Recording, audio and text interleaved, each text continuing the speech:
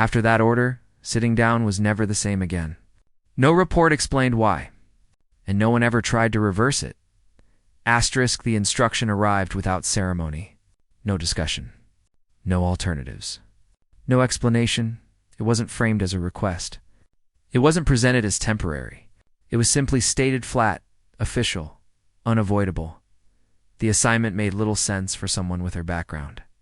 Others in the room knew it. They didn't object. They didn't comment. She wasn't selected for skill. She wasn't chosen for experience. She was assigned when she asked for clarification. The response was procedural. When she hesitated, the response was silence. The message was clear without being spoken. Compliance wasn't optional. And consequences didn't need to be listed.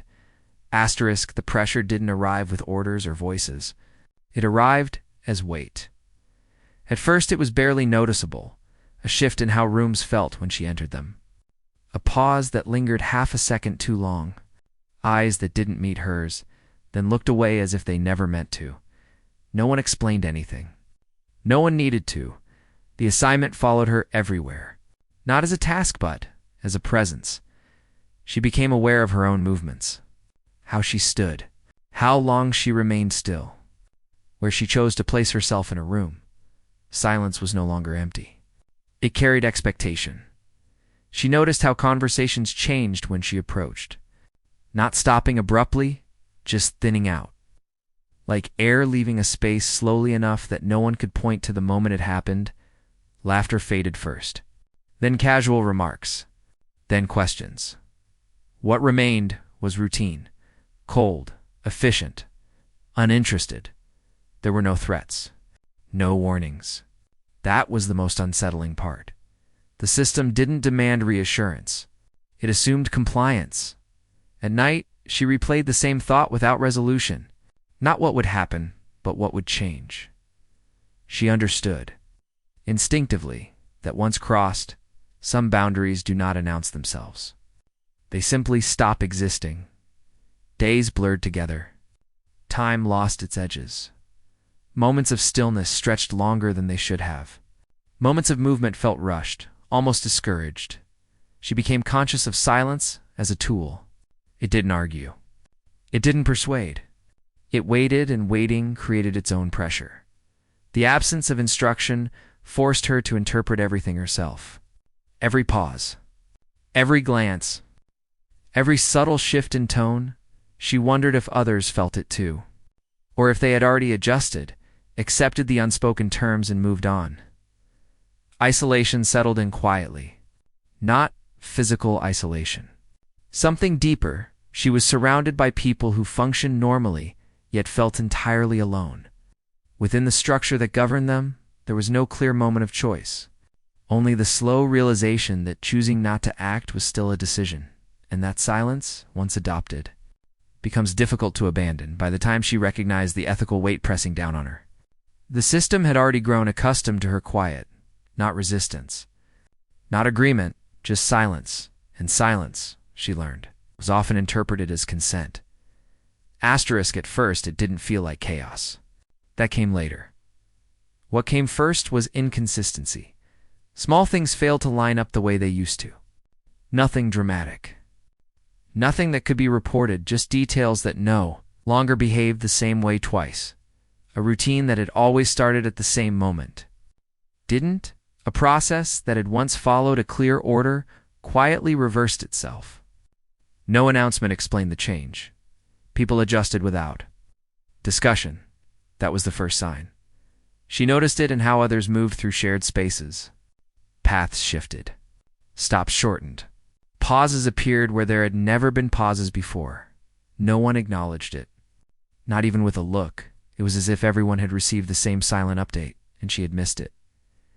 The environment itself began to feel rehearsed, not controlled, prepared, as though each person was performing a role they had practiced. Privately, when she entered certain rooms, conversations didn't stop. They thinned, words shortened. Sentences lost their endings. People spoke just enough to be polite, then fell quiet again. The silence wasn't hostile. It was intentional. Furniture shifted slightly between days. Not rearranged, adjusted. A chair closer to the wall. A table no longer centered. Each change was subtle enough to dismiss.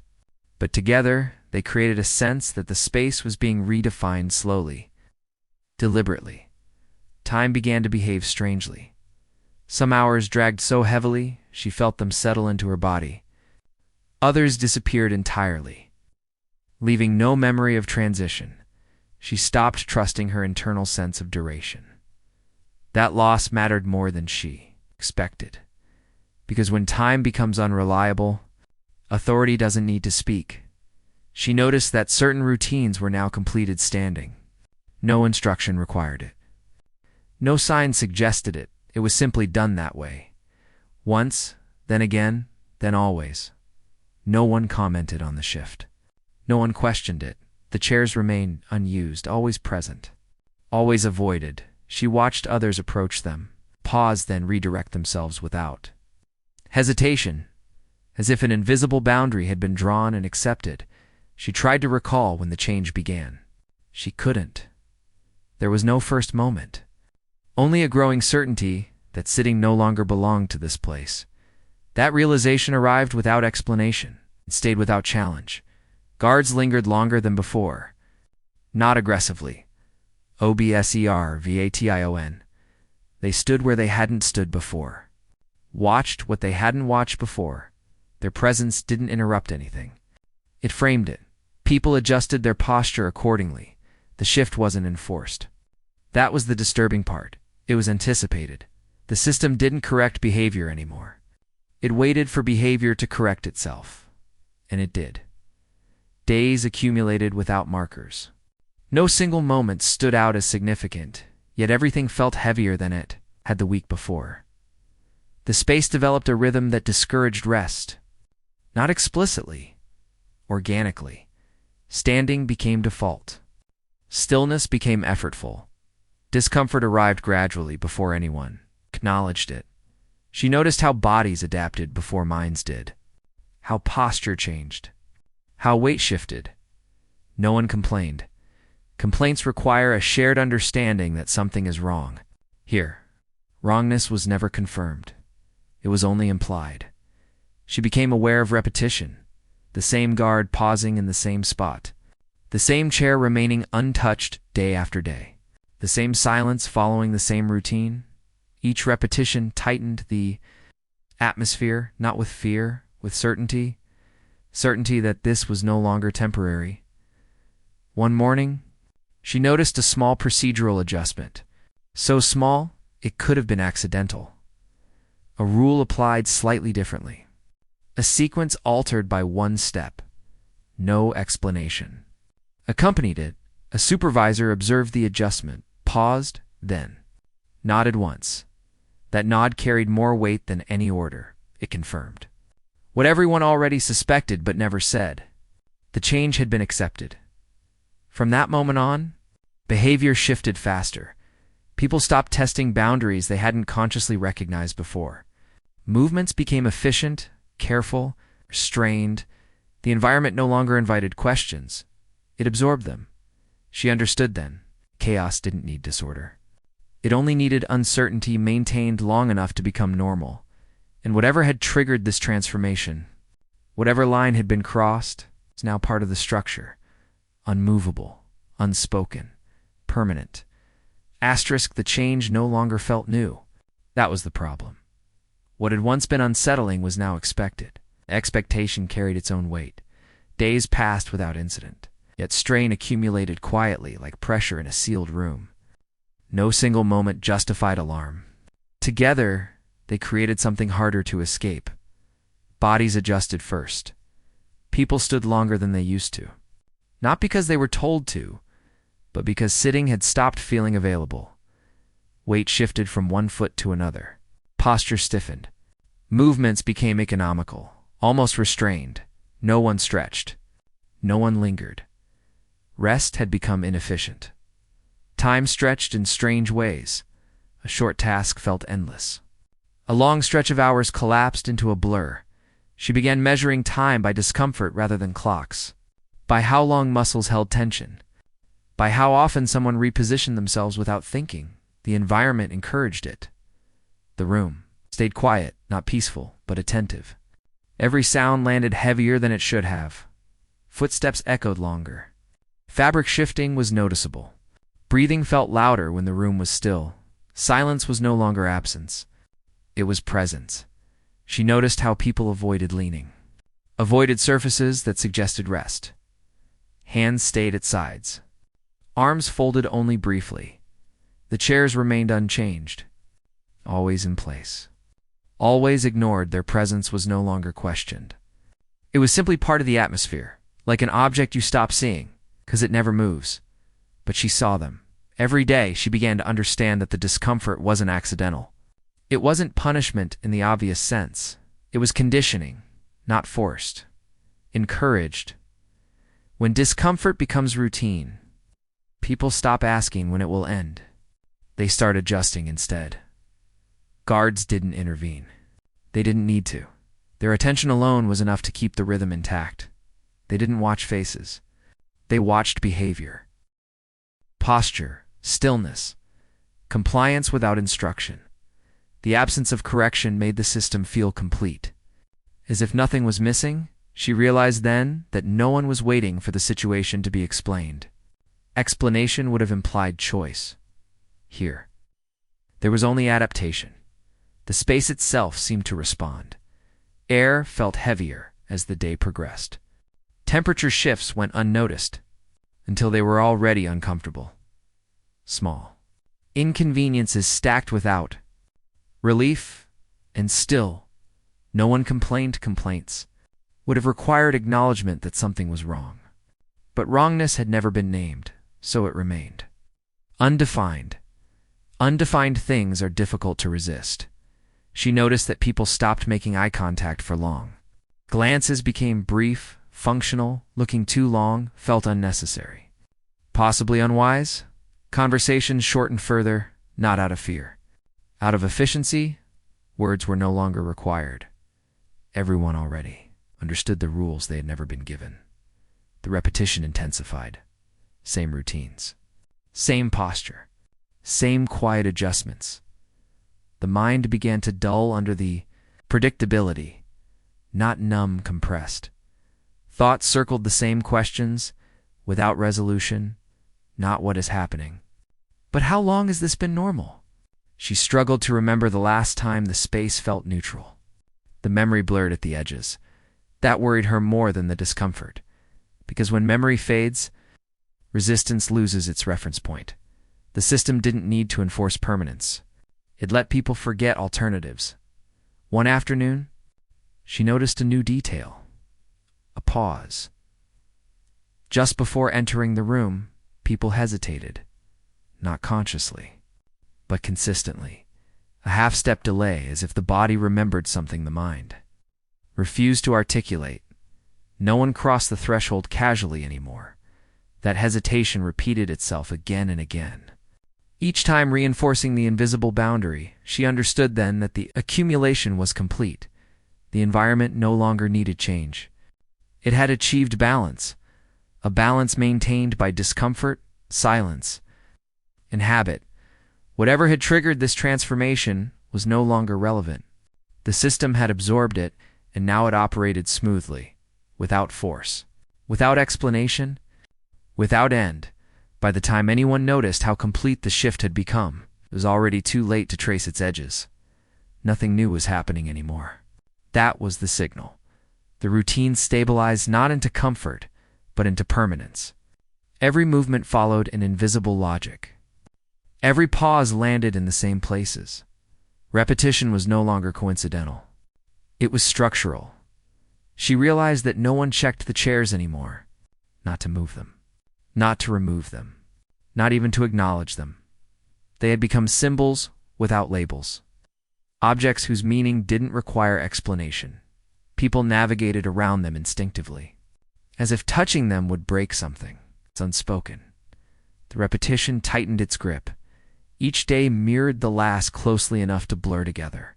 Small deviations were corrected silently, not by authority, but by habit. Someone started to lean once, stopped, straightened without looking around. No one reacted. No one needed to. The system had trained itself. Time lost depth, not speed depth. Moments no longer stacked into memory. They flattened. She could recall sequences but not beginnings. Outcomes but not transitions. That flattening mattered because without contrast, discomfort stops registering as something that could end. It becomes atmosphere. She noticed how people positioned themselves now, always with awareness of space behind them, always leaving room to move. Not because they were told to, because it felt correct. The psychological lock wasn't fear. It was certainty. Certainty that this was how things worked now. Certainty that questioning it would be pointless. The most unsettling realization came. Quietly, no one was waiting for relief. No one expected the routines to revert. No one talked about before. That language had disappeared. Even internally, she struggled to form the comparison. The memory felt distant, unreliable, as if it belonged to a different place altogether. The environment rewarded adjustment, not overtly, but through ease.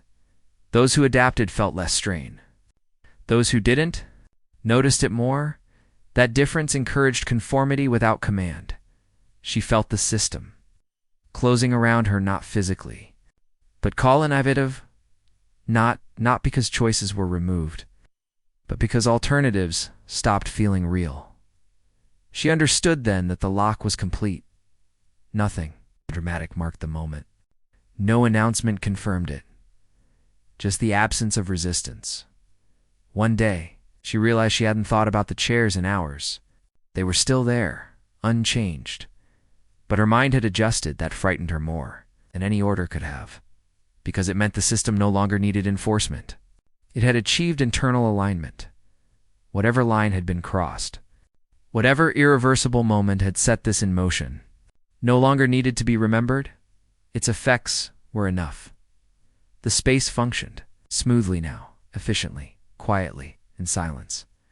Once embedded, does not ask permission to stay.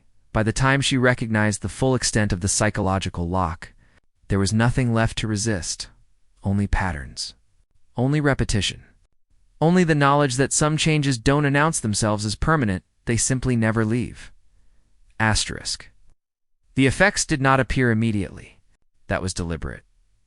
For a while, everything seemed functional, routine intact, procedures followed. Silence maintained, but absence began to surface in small ways. Records thinned, logs that once carried. Detail now contained summaries. Summaries became symbols. Symbols became blanks. Entire lines vanished without correction. No one questioned the omissions. To ask would have required admitting something existed to be removed. People would have been present, began to transfer out quietly. Not dismissed. Not reassigned publicly, they simply stopped appearing. When names were mentioned, responses softened. Clarifications stalled. Conversations redirected themselves. Memory became unreliable. Not because people forgot, but because remembering had become inconvenient. The space itself changed. Rooms felt unfinished, as if something essential had been removed but not replaced. Certain areas were repurposed quickly, without renovation. The system didn't repair what had been altered. It adapted around it. Survivors learned the new boundaries instinctively. Some refused to sit even outside the space. Others avoided certain postures altogether. The behavior lingered long after the reason. Disappeared. That was the true consequence, not pain. Not punishment conditioning. Asterisk survivors spoke little. Not out of fear, but because speaking would disrupt the pattern the system had. Carefully enforced, when memories were mentioned, they faltered. Pauses grew longer. Names were avoided. Dates became blurred. Details dissolved in hesitation. Even those who had witnessed small irregularities no longer acknowledged them aloud. Silence became an instinct. It carried a weight heavier than words ever could. The rooms that once held them seemed to remember differently. Some spaces were actively avoided in used tables, empty chairs, hallways left untraveled. Behavior reinforced itself quietly, Visitors might have noticed sometimes, but those who had been present adjusted seamlessly. No explanations were offered. No one corrected misunderstandings. The absence of comment became confirmation. Some things were no longer meant to be recorded in memory. What remained was routine, functional, smooth, and eerily calm. But beneath that calm was an invisible tension, a quiet recognition that things had changed irreversibly, and nothing would ever explain why. The silence spread beyond the walls. Those who left carried it into new environments. They talked about procedures, tasks, schedules, but never the moment that it altered them. Not because they forgot, because the system had trained them not to, even decades later. Some would reference a time that was different without naming it. Their language softened, vague. Hints replaced facts. The story existed only in subtle warnings, posture, hesitation. Asterisk, the institution itself became a participant. Not by force, not through threat, simply by omission. Records were systematically cleaned, reports shortened, names removed, events summarized into meaningless lines. Photographs, logs, and charts, if preserved at all, were rearranged, never contextualized. Entire wings of documentation were inaccessible or destroyed quietly. When a newcomer asked, they were redirected. Records are missing, they were told. No explanation beyond the simple fact. No one pushed. And eventually, no one noticed that some facts could no longer be verified. The erasure wasn't violent. It was quiet, effective, more permanent than any overt punishment. The environment itself absorbed the absence. Rooms no longer held the same air. Furniture carried the memory of omission. Objects were preserved, but their context was gone. Visitors felt it instinctively, though no one explained why. By the time decades passed, even those who remembered firsthand could not fully reconstruct what had happened. The system had removed not only evidence, but also the necessity to remember, and that was the ultimate consequence. Not accountability, not understanding, just the quiet, inexorable drift into erasure. Years later, the question still didn't have an answer. Not because no one asked, but because the system had learned to outlast questions. There were no trials, no apologies, no official conclusions, only adjusted behavior. That never fully returned to normal. Silence became tradition. People passed the story down indirectly, through warnings without explanations, through habits without origins. The most unsettling part was not what happened, it was how easily it disappeared. The system didn't erase truth. It erased the need to speak it. And when silence becomes routine, responsibility dissolves. So the question remains, not about war, but about obedience. When compliance is required without explanation, and silence is rewarded. Who decides what becomes normal? Asterisk, with time, the story lost its sharp edges. Not because it was healed, because it was never meant to be held. What remained was behavior. People adjusted without remembering why. They avoided certain postures. They hesitated in familiar spaces. They corrected themselves before anyone else had to. The origin of those habits no longer mattered. They were passed down intact, like rules that no one questioned because they felt older then. Memory. Newcomers sensed it immediately, not the event. The atmosphere, they learned where to stand, when to pause, what not to ask. No one instructed them. Instruction would have implied responsibility. Instead, the system relied on imitation, observation, correction without words, and it worked. Because humans adapt faster than they question. Over time, the absence of explanation became normal. The lack of closure stopped feeling incomplete. People learned to live inside unanswered spaces. The unsettling realization was not that something wrong had occurred, but that it no longer mattered who caused it. Cause dissolves when consequences persist without protest. The system did not need justification. It only needed continuity, and continuity was maintained through silence. Asterisk, silence did not feel imposed anymore. It felt inherited. It was embedded in routine, posture, tone, in what people chose to notice and what they didn't. Responsibility thinned with each generation. Not denied. Just redistributed until it belonged to no one. That was the final transformation. When no single person feels accountable, systems become self-sustaining, no cruelty required. No intent needed, only compliance repeated long, enough to feel natural. And that is why the question still lingers. Not because the answer is unknown, but because answering it would require interruption. Interruption of routine. Interruption of comfort. Interruption of silence. So instead, the system endures, quietly, efficiently, unchallenged, and the question remains not as history, but as warning. If obedience is rewarded and silence is normalized, who decides when something becomes acceptable? And more importantly, who decides when it stops? Asterisk, some systems don't collapse. They fade. Not because they are right, but because no one interrupts them. Asterisk, asterisk. Don't forget to like, comment, subscribe, and share my video.